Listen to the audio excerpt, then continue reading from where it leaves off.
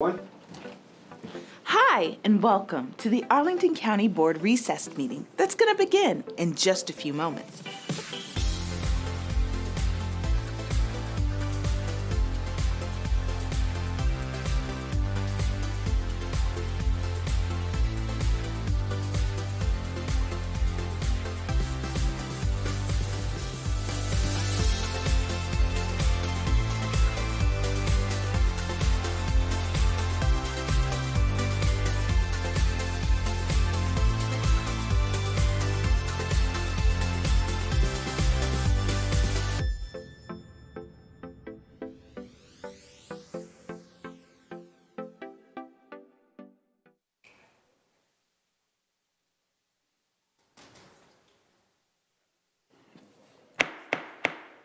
Our next speaker is Carly Didden, followed by Mr. Bulatkulov.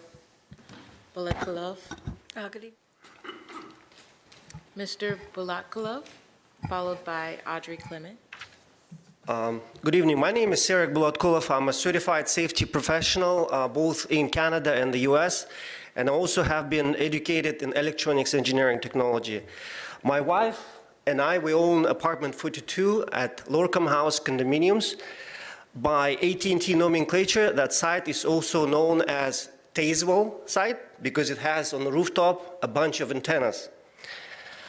We decided to speak about 5G because the new equipment will need to somehow get their traffic from the antennas on towers like near that Goddard School or rooftops like ours.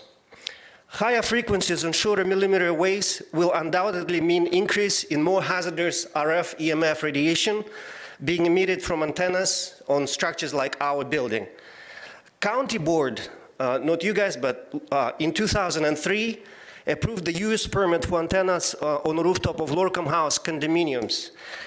In our opinion, we believe that the county board disregarded the following. First, there was a health study done by for Singular Wireless, which actually showed that the FCC's maximum permissible exposure limits, even using for the, for the occupational exposure, were actually exceeded.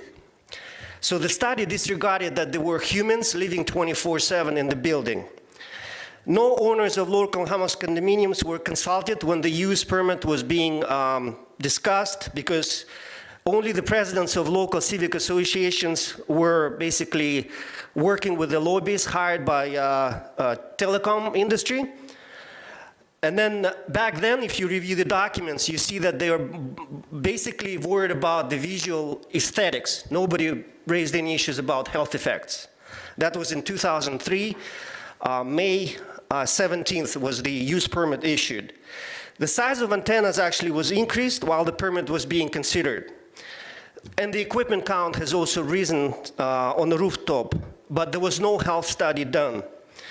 As such, I hereby ask the county board to somehow review our existing use permit for Lorcom House condominiums before 5G equipment is approved or installed in communities such as Cherrydale, Waverly Hills, Donaldson Run, and Old Dominion. And maybe such health study requirement could also be reflected in some kind of regulatory requirement for any rooftops when 5G is eventually being considered.